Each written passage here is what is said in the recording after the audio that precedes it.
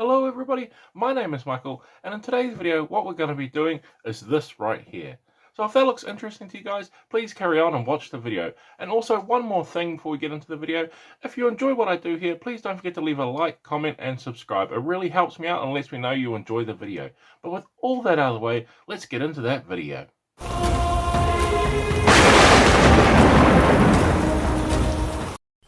Okay, so to start off with this video here, I have two of the Yuan Ti Malisons. So what I'm going to do is I'm going to switch back and forth as the moment requires for when I need to show a specific technique. But for now, what I'm going to do is I'm going to start off by painting this one here with a nice big long snake tail. I'll probably stick to this one for most of the paint job because it's got a lot of nice open areas so you can really see what I'm doing. But as you can see, I'm going to start off with painting the skin. Now I'm going to go with some nice darker skin tones for these Yuan Ti here. So I've got a nice darker tone, and what I want to do is I want to be applying this to everywhere where the skin is showing. Now in this model, it's probably a little hard to see it, and I'm not sure how well it can convey on camera as well, is that he actually has scales that are going through his shoulder, his back and through his arm. So I want to be avoiding those little areas and picking out areas where we can just see the straight ordinary human skin rather than the scales. So being careful to avoid those little areas, but giving everywhere a nice overall coat. So now that we have that base tone down, I'm going to come in now with the highlight color. For this I'm going to be using reddish flesh, and it just has a nice red tone into it. With this nice darker skin color. So adding that on there is going to give me some nice highlights, but also tint it just a little bit red to give it a little bit more interest into the piece. So I'm going to be picking out areas of natural highlights, so the areas that are going to be hitting the sun most likely, but also any like ridged areas, sort of like the bridge of the nose, the top of the head, picking out like the big nice pecs that he has out there because he's swinging his swords, and picking out the very ridge of his muscles there, and he also has some nice like well sculpted abs and stuff in there. So we want to make sure we want to pick out areas like that where we're going to get some real good highlights on there, and really be able to see it, especially if it's on the table. We've got it back a bit further. Picking out highlights like this with a nice reddish tone is going to work really well and make it a little bit more eye-catching on the table. Then once we have that complete, what I'm going to be doing is I'm going to be coming in with a wash. I'm going to be using a flesh tone wash for this. In my case, it's Reichland flesh shade here, but any flesh tone wash is going to be great for that. And if you want to give him more of a really darker skin tone, you go with a brown wash as well. If you want to go for more of that, I want to stick with a since I've got the highlighted red colors, I wanted to go with the more reddish skin tone in there as well. But he still looks like he has this nice rich dark skin. As well as that too, I'm also applying the wash over the highlights to try and blend them two together. Now you could totally not do this if you're not too worried about trying to transition between your highlights and your base tone, but for me I just wanted to try and blend them in just a little bit more in one sort of cheap, easy sort of way to get away with that and make everything look a little bit more blended, is to apply your wash last rather than before you do the highlights. Okay, so now we're going to be doing a big part of the model, and that is going to be the scales. So for me, I'm going to grab a contrast paint here, and this could be any color you want. Well, snakes come in a variety of colors. I'm trying to follow a little bit of the official artwork that Dungeons and Dragons uses, and they have like these nice rich blue turquoisey scales, so I'm going to go for that. Now for me, I've just come in, and one thing that you definitely want to be aware of, especially with the contrast paint coming in, is that it's all going to try and pull down into the recesses, so you may need to do a couple layers of this to get a nice vibrant full color over everywhere you want it to be. Now I am purposely avoiding the like the underbelly scales. I'm going to be doing that in a different color in some later steps. And one other thing too, when applying this contrast paint, and since we've got this nice super textured surface with the scales,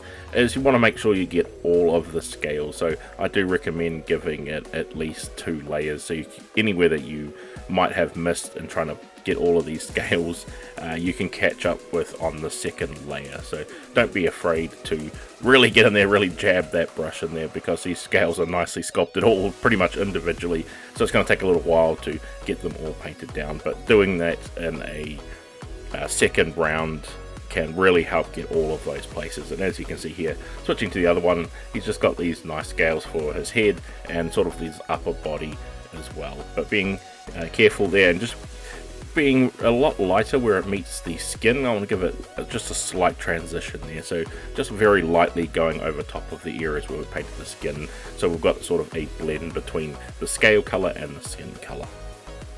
Then once we have that done, what we're going to do is I'm going to come in with a very dark grey here. This is almost a black, and I'm going to be using this to be painting in our pants on this one here.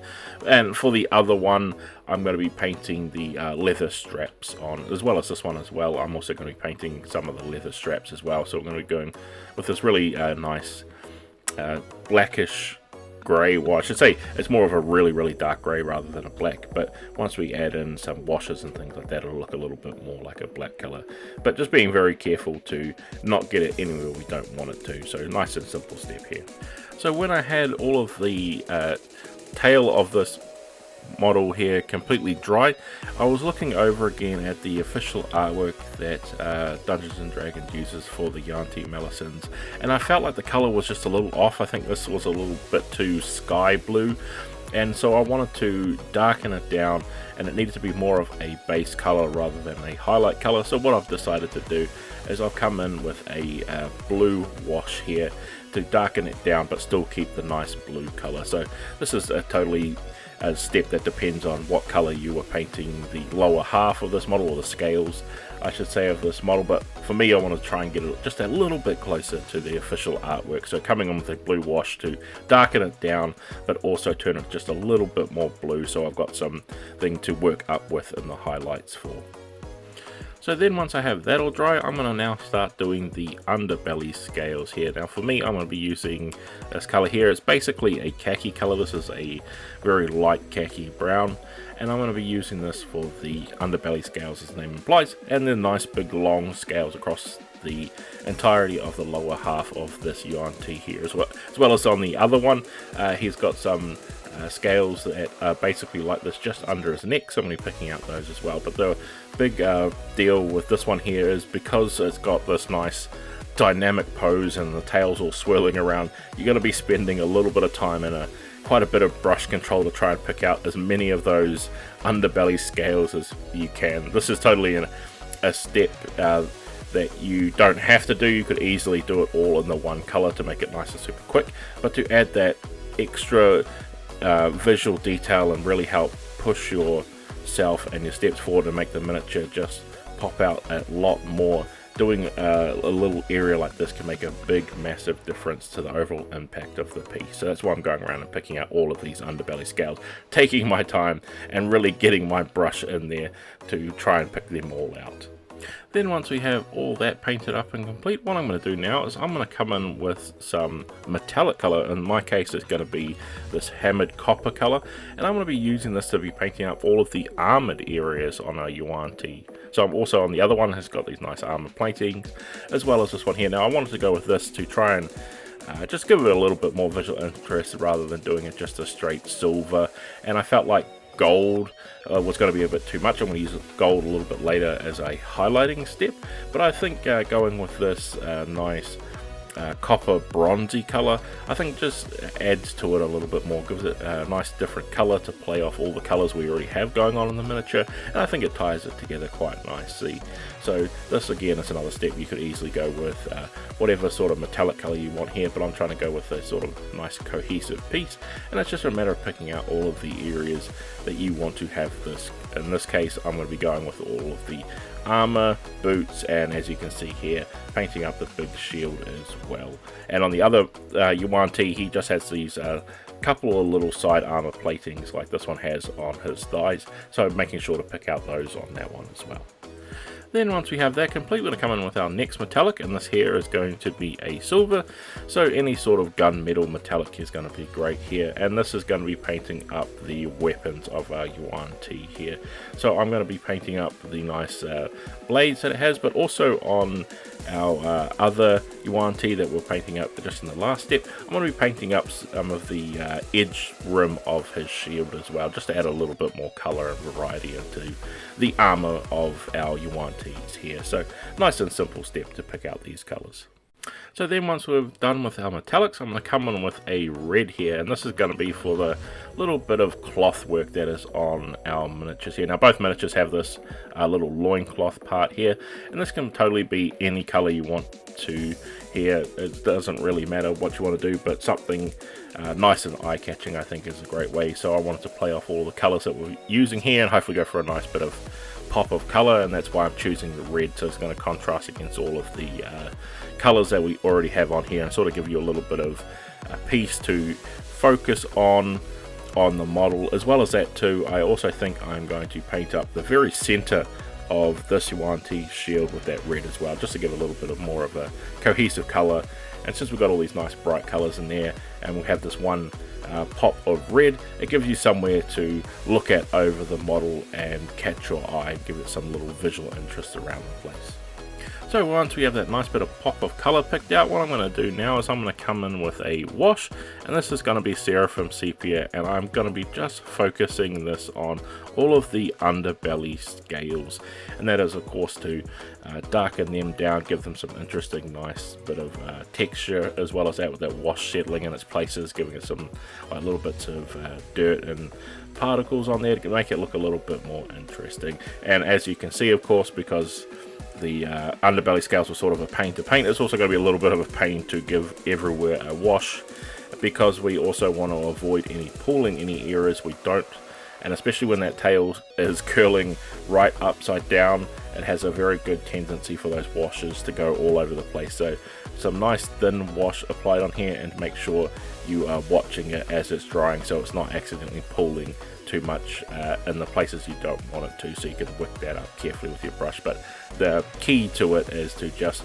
have a little bit of your brush soak there, not going fully too hard with it, and making sure that you give it a nice good overall spread so it's got plenty of area to dry on rather than pooling.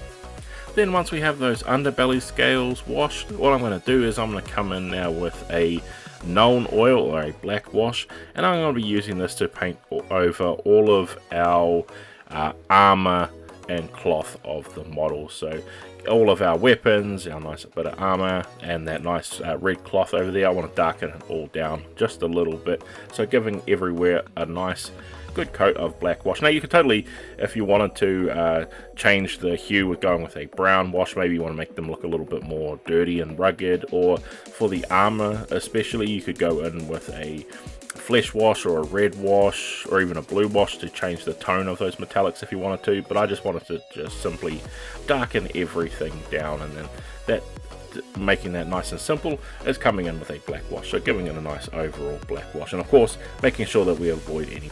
Then once we have all that wash complete, what I'm going to do is return back to those underbelly scales now, and I'm going to come back in with our original khaki light brown color, and I'll be using it to pick out the very lower edge of each individual scale. Now this of course is going to take some time, so don't be afraid to really slow down and take your time here. Or other thing you can do if you want to save quite a lot of time is to really just focus on the main ones that you can see. So these nice big ones on the front here, and a few on the tail that's curled right upside down next to it. If you wanted to just focus on those two, it'd be nice and simple, because these are going to be highlights essentially, so you can easily do that. For me, I'm going to go around and try and pick out as many as I can easily get my brush around, to try and give it the full effect of giving some interesting look to each individual little scale on the underbelly side. So picking out pretty much every single one. Now through the whole thing, I'm going to be picking out just the very lower side of each one to give that each one a little bit of definition. So it's going to take a little bit of time, but I think it's going to be worth it in the end. And then in that same hand of saying make something worth it in the end, I want to be doing another long tedious process, and this involves picking out basically all of the top scales of the blue, or our bluish turquoise color that we have for all of the top scales rather than the underbelly scales. And I'm going to be going around and picking out as many of these as I can, so sort of like, I'd say a good ratio, sort of like 80 to like 90% of them that are on the more raised surfaces, and the ones that are closer to the sun.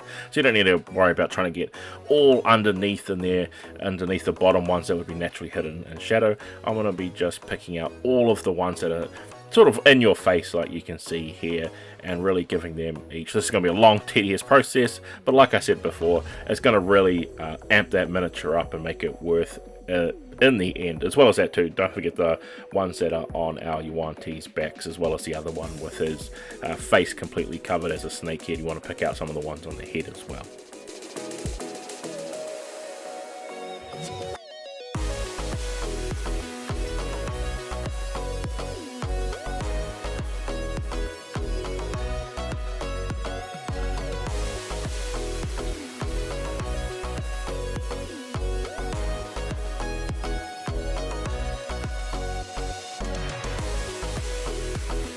And then once you've had a long tedious time picking out all those scales, what we can do now is we can highlight our metallics here. So what I'm going to do is with our copper bronze colored armor pieces, I'm going to be actually picking out with a gold. I want to make them look like they're shining super bright on the sunlight. So I'm just coming through, picking out some areas over those armor platings.